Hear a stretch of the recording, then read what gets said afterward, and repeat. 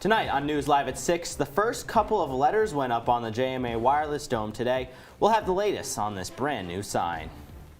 Plus, New York State ended its mask mandate for patients, staff, and visitors yesterday. I'll break down how the mandate is being adopted at local hospitals. And plenty of students were outside today in t-shirts. We're in the mid-50s here in Syracuse in February, but will these temperatures stick around? All that and more on News Live at 6, which starts right now. Is CitrusTV News Live at 6, your campus news leader. If you're going to the doctor, you are no longer required to wear your mask. Good evening, I'm Josh Myers. And I'm Louise Rath. In just a bit, our Cora Mayor Costa has more for us on the state's latest move. New at 6 tonight, SU has a new member for the Office of Strategic Initiatives and the Office of Diversity and Inclusion. Longtime law professor Suzette Melendez joins both offices as a faculty fellow. Melendez has lengthy leadership experience. In addition to teaching law, Melendez has served the University Senate. In her new position, Melendez will serve as a faculty leader for affinity groups. She says, quote, "This is such an important focal point for the university. I look forward to contributing to the momentum to advance equity and inclusion efforts designed to dismantle biased systems that act as barriers to learning, belonging, and engagement on our campus and beyond." And the Barnes Center is asking students to fill out its latest health and wellness survey. The university says the survey takes less than 10 minutes to complete. Students who fill out the survey may win a $75 Amazon gift card or an early enrollment date for the fall term. The questions ask about both mental and physical health, and the survey also asks students about substance use. The university claims all responses will be recorded anonymously. And as we mentioned earlier, the construction of the JMA Wireless Dome sign is underway. The 32-ton sign stands at 47 feet tall. That's actually slightly taller than that famous Hollywood sign near Los Angeles. The construction comes as part of Syracuse Athletics' 10-year partnership with JMA. Athletic Director John Wildak calls the sign another exciting moment in our partnership with JMA Wireless. And the dome may be getting yet another upgrade. The Syracuse Landmark Preservation Board reviewed a new business project proposal for the Miron Victory Court. The structure would be constructed between the eastern edge of the JMA Wireless Dome and the western edge of the Barnes Center. This would eliminate the exterior walkway, making it an interior hallway connecting the two buildings. The 26,000 square foot addition to the dome would serve as a space for pre- and post-game gatherings. An iSchool associate professor is being honored at the national level. Carlos Enrique Casedo Bastidas has earned a 3-year, $1.2 million grant from the National Science Foundation for his work in electric engineering. Bastidas' work involves the spectrum consumption model, which defines how a wireless transmitter or receiver uses the electromagnetic spectrum. And the ultimate goal of such a project is to define how wireless activity can be used within the limited electromagnetic spectrum. And student leadership on campus is advocating for a clearer excused absence policy. Student Association President David Bruin wants the policy to factor in student mental health. The university currently does not list mental health as a legitimate reason to miss class. And according to SA Vice President Adia Santos, students tend to only get 1 to 3 unexcused absences per course, something she says needs to change. The mask mandate for health facilities throughout the state of New York just ended, and as of yesterday, healthcare facilities are no longer requiring patients, visitors, and staff to wear masks. More on the mandate is CitrusTV reporter Cora Mayor Costa. Cora. Thank you, Josh and Louise. New York State Department of Health has decided not to request a renewal of masking requirements. This comes after New York State started loosening mandates in September of 2022, plus decreasing level of COVID infections and hospitalizations. All patients, staff, and visitors in hospitals and other healthcare settings are not required to wear masks, depending on transmission rate levels. I spoke with Yana Shah, a professor of pediatrics from Upstate University Hospital, on how the transmission rates are collected in Onondaga County. You know, the rates are issued once a week, typically on Thursday. CDC collects the data through COVID-19 tracker. They post transmission level weekly. And based on that information, we will be able to adjust our mask wear requirement. Professor Shaw reports Onondaga County is at a red level, meaning there are high levels of transmission. Masks are still currently required at local hospitals like upstate. New York's acting health commissioner, Dr. James McDonald, sees this development for healthcare facilities as a way to move towards a transition. Reporting for Citrus TV News, I'm Cora Maricasa. Back to you guys. Hey, Cora. Thank you. And let's take a quick look at our weather. I mean, it has just been so warm. Today. Feels like it's April already here in Syracuse. Yeah, I know. I was walking around today, sunglasses on, not wearing the parka, no gloves, hands outside the pockets. Felt good to be out there today. Yeah, I mean, it's hard to believe it's mid-February in Syracuse, New York. We're getting 40s, 50 degrees out here. It's wild. Well, hopefully it's here to stay. I'm not sure what the weather forecast looks like, but outside on the weather deck right now, Peter Elliott joins us now with a look at your weather.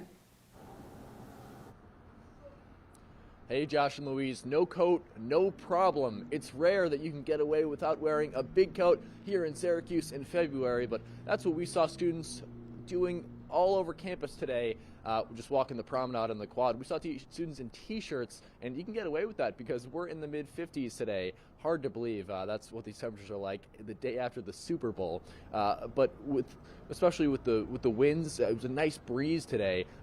Now tonight, it's gotten a little cooler, especially as the breeze has picked up. We're kind of in the mid-teens right now, so it's feeling a little bit cooler. You might want to bundle up just a little bit, but it feels like a real fall spring here in Syracuse right now. And we'll see these temperatures get even warmer as the week goes along on Tuesday and Wednesday, especially. We could get up into the 60s, but as we see overnight tonight, these temperatures will dip down into right around the mid-30s, but it won't feel too bad again. You might want to put on an extra layer or two, but no need for that big parka or big coat that you were wearing a weekend or two ago, because we're feeling really good here in central New York. Once again, those temperatures could get better as the week goes along, seeing in the 50s or 60s. And again, the average high in central New York for this time of year, around 34 degrees. So what we saw today is extraordinarily abnormal for this time of year here in Syracuse. But hey, we'll take it. Nice welcome change of pace from the snow and the cold here in the 315. For now, I'll send it back to you,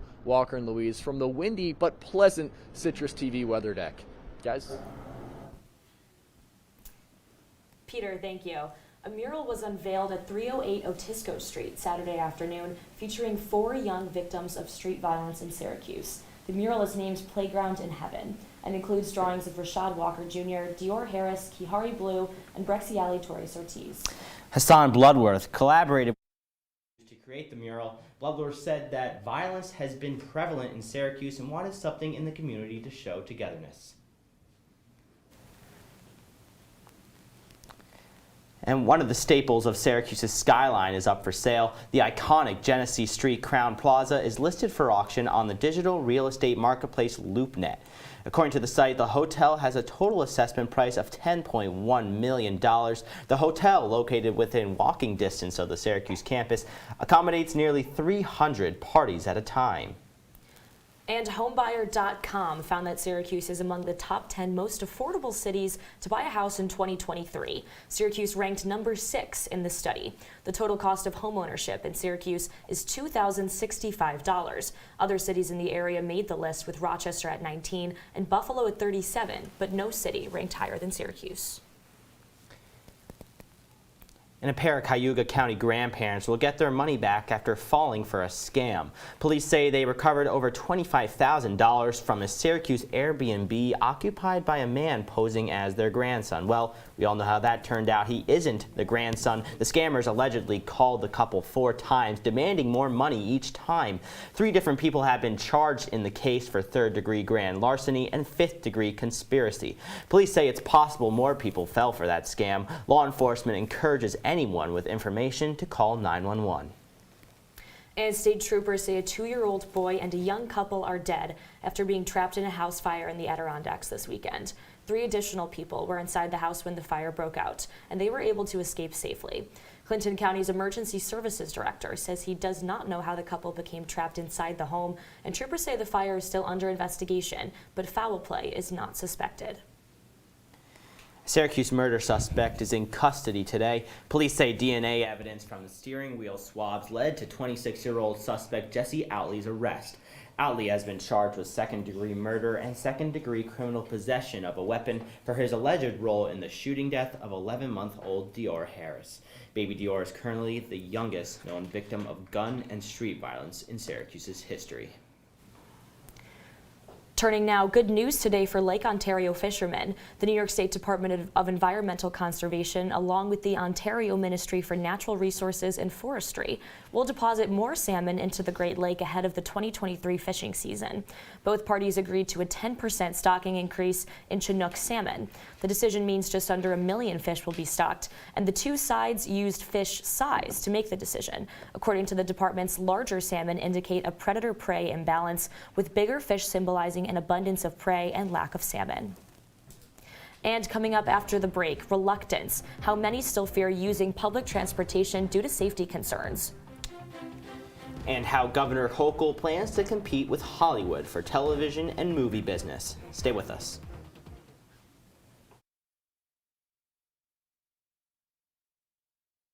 Hey Bobo, do trees tell each other stories? I'm sorry, I'm afraid I don't know that. Hey, why don't we go find out? Listen. Can birds draw pictures? I don't have an answer for that. Dad, do stars visit their friends? Look!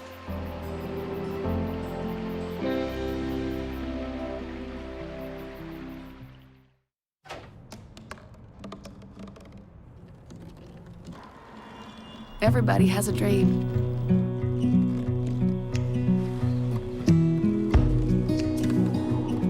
Mine was to see the ocean.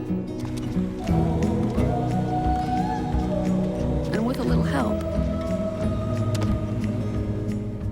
I made it.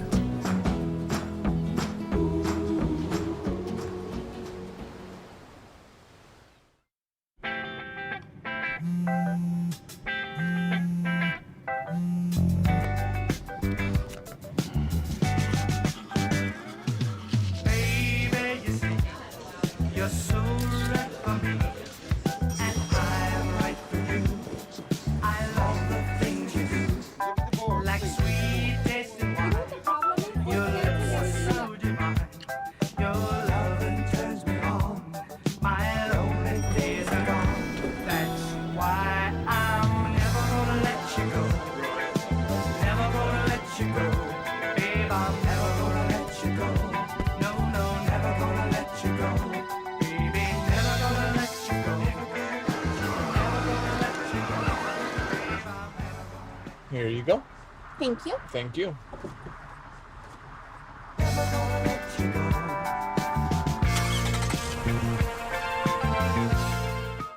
If you see news happening on campus, in Syracuse, or across the nation, call the CitrusTV newsroom, 315-443-1177, or tweet at CitrusTV News, your campus news leader.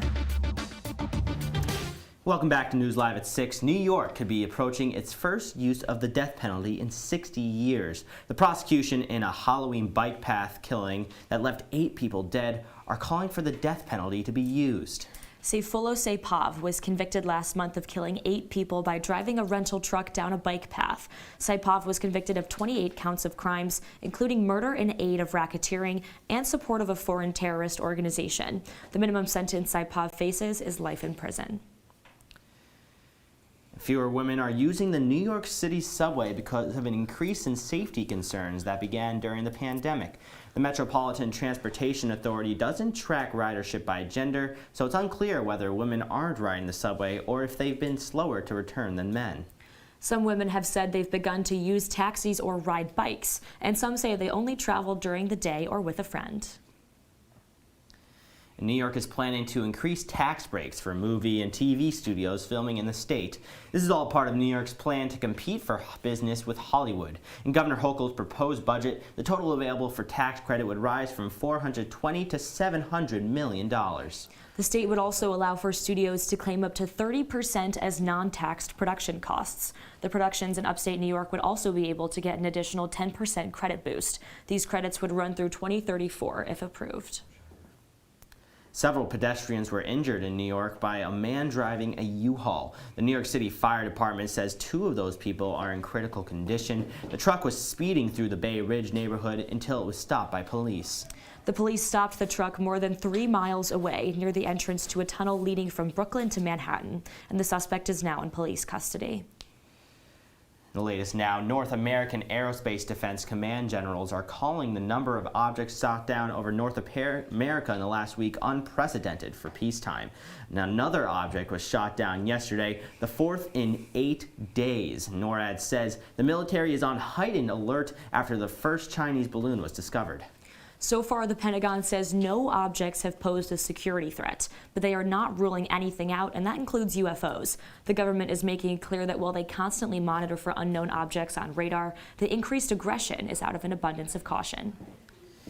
New details now in Turkey. A little girl was rescued after being trapped after 7.5 days. Several other people were saved today, including a 13-year-old boy trapped for almost 8 days. The BBC reports that rescues are becoming more rare due to how long the human body can survive without water, how much airspace a person has, and the severity of their injuries. The death toll passed 35,000 today.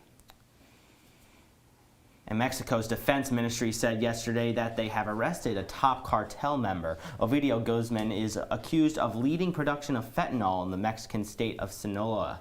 Fentanyl has killed thousands here in the U.S. And Guzman is also being accused of producing methamphetamine pills as well as the transfer of cocaine into the United States. This comes as fentanyl exposures and deaths are increasing all across the country. In Dallas last week, 3 students died and 6 were hospitalized after a fentanyl overdose. Since September, the area has seen 10 instances of fentanyl overdose in students aged 13 to 17. And still ahead on News Live at 6, we saw temperatures in the mid-50s today. Will those stick around for the rest of the week? I'll have your answer coming up in my full 5-day forecast. Stay with us. Welcome to my house. Everybody's pretty tired of each other. The walls were closing in. Clearly a case of too much family, too close, 24/7. If this sounds like your house, try going someplace new. YourLifeYourVoice.org. You'll find lots of ideas to help you handle the family stresses of being confined to close quarters. YourLifeYourVoice.org. It could help you find a little more breathing room.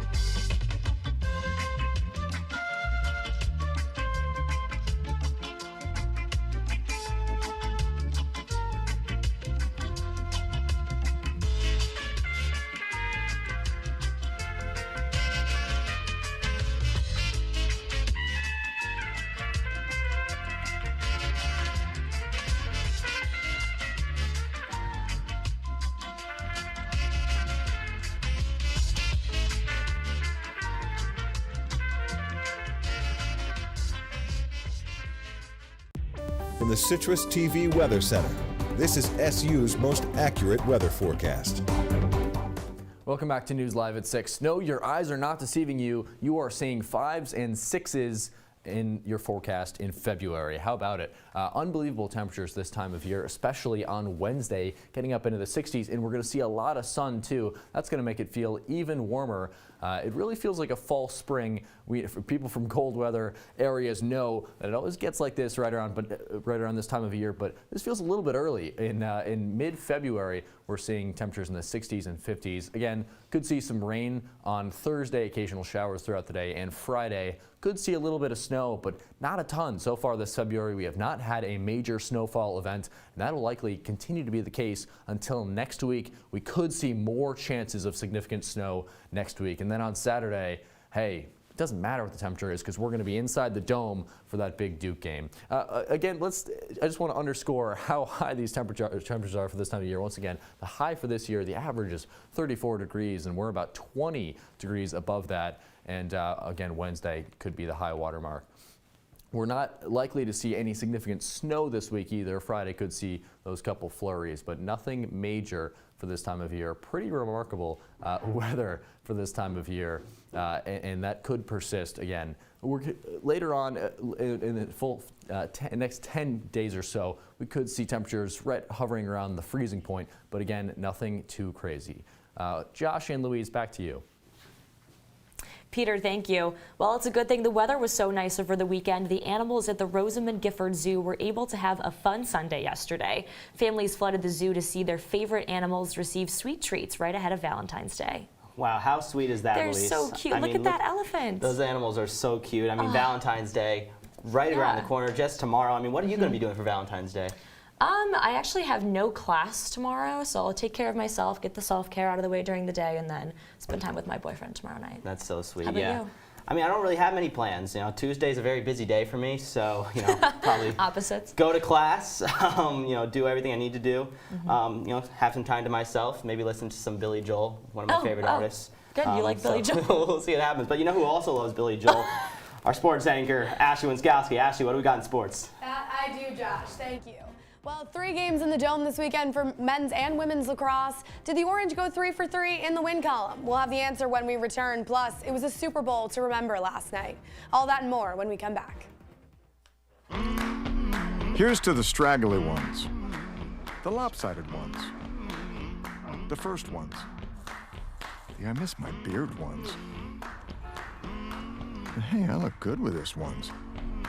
But no way he's grown that in the weak ones. The black, brown, red, and gray ones. That one. The itchy ones.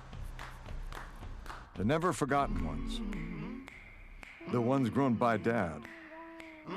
The ones grown for Dad. The started late ones. The absolutely filthy ones. The drawn-on ones, the finger ones, the pin ones. The I nearly didn't do it this year ones. And the yeah, why not ones. They all raise awareness, raise funds, start conversations, and save lives. Because whatever you grow will save a bro.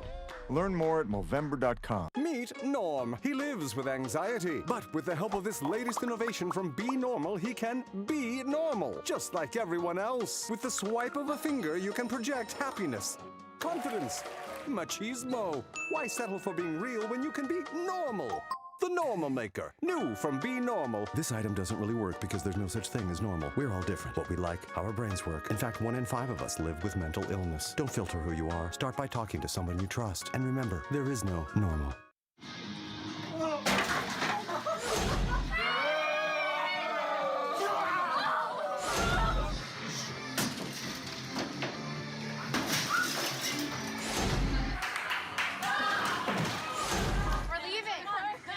Most party fouls are pretty dumb. But if you decide to drink and drive underage, you could lose your license and your freedom. Underage drinking and driving. The ultimate party foul. And now, your CitrusTV Sports Report. Remember when we were wondering after the season opener if Syracuse men's lacrosse had enough offense to stay afloat? Well, I think they've answered that question. Welcome into sports. I'm Ashley Winskowski. The Orange certainly made a statement this weekend to the tune of 2 wins in 2 days, thanks to putting up 35 goals. Yeah, 35.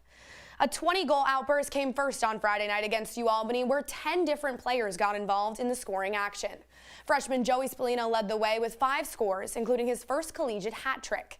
Jackson Burtwhistle, Owen Hiltz, and Cole Kirst also had multi-goal games, and Will Mark held strong between the pipes, recording 14 saves.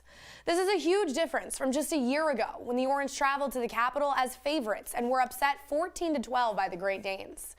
And for the weekend sweep, SU wasted no time against Holy Cross. They cruised out to a 5-0 lead in the first 10 minutes of the game on Sunday. They would grab a 15-6 victory thanks to 5 more Joey Spallina goals as well as 4 from fellow freshman Finn Thompson. The 2 wins this weekend vaulted SU into the national ranks. This morning they were ranked number 16 in the USILA coaches poll. Up next, the Orange look to keep the undefeated streak going against none other than the defending national champs. SU will head down to Maryland to take on the Terrapins, who were stunned by Loyola this weekend and are still searching for their first win. I'll have full coverage for you on Twitter from College Park this Saturday. And the women's team solidified the winning weekend inside the Dome. The Orange defeated then number 4 Northwestern on Saturday by a score of 16-15. Megan Tyrell recorded 8 points on 2 goals and a career-high 6 assists. Senior Delaney Schweitzer started in goal for the Cuse and finished with a career-high 11 saves. The win pushed the Orange up a spot in the national ranks to number 4. They'll host number 2 Maryland this coming Friday inside the Dome. And over on the basketball court, the Orange came up short against number 10 Notre Dame in South Bend yesterday.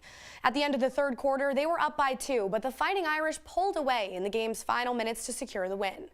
Deja Fair led all scorers with 22 points, and Georgia Woolley had 17 points, 3 assists, and 3 rebounds.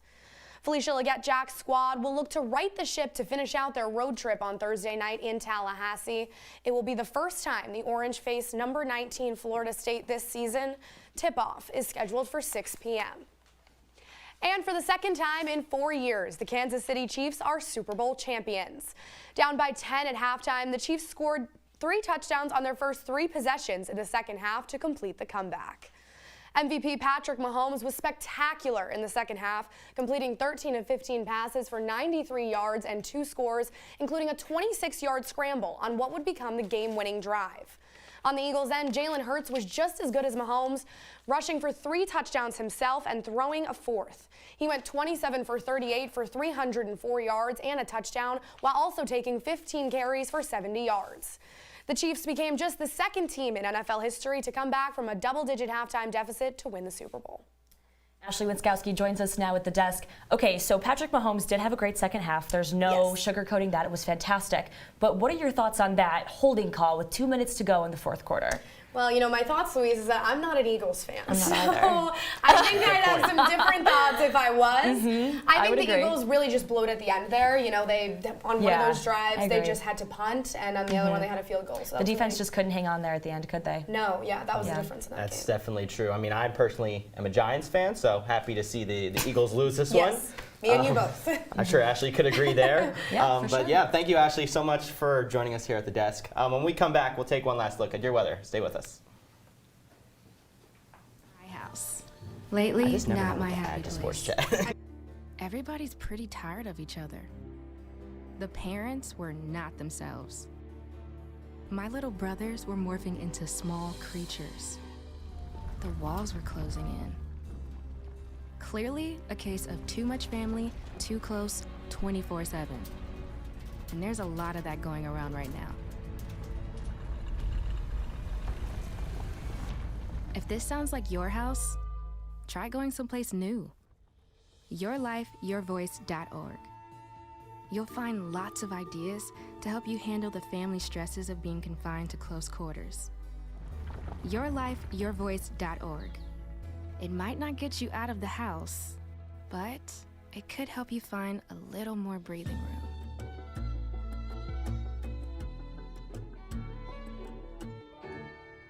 When I was in foster care, I never knew when I would have to move, so I always had my suitcase ready to go. Then one day, I was adopted. My new parents opened their hearts and home to me. My parents cook my favorite breakfast for me every morning. My parents take me on trips I never thought I would go on. They gave me a home and an even better reason to use that suitcase. My parents aren't perfect, but they're perfect for me. Welcome back to News Live at 6. When you wake up tomorrow, get ready to see the sun. It's going to get up into the 40s tomorrow. When you wake up, wear a couple layers, but you might not need a big parka tomorrow. But we'll see the sun throughout most of the day, especially through midday when it'll get into the right around the mid-40s. But guys, you won't need an umbrella tomorrow. That's right. Yeah, I mean, it was probably just as warm as Glendale, Arizona yesterday. I mean, I don't know about that. maybe not that close. But let's just talk real quick about the Super Bowl and, more importantly, the halftime show. I mean, Rihanna. Oh, yeah. What'd you guys think? I think she did a great job. I mean, the fact that she was a solo artist, the sole only person performing, I think that was really impressive. Yeah, Ashley? Yeah, I thought it was really impressive, especially for the fact that, she seems to be pregnant. I know. So there was talk that she was going to have a guest, but this morning I put it together, the baby was the guest. Yes, the baby unannounced was the pregnancy was the So guest. I guess it wasn't a solo performance after all, was it? True. Are you a Rihanna fan? Of course. How could you not be? I mean, I think a lot of these Super Bowl acts, you kind of forget how many hits they truly have, but she kept going and going, and I was like, oh my God, that is a Rihanna song after all. Like, I recognize at least half the songs. Yeah. Like, that's impressive for me. So. Yeah. All right, well, that's all the time we have today on Citrus TV News. Yeah, for more of the latest, follow us on Citrus TV News on Twitter or check out our website. Good night. I'm Louise Rath. And I'm Josh Myers. Have a great night, Syracuse.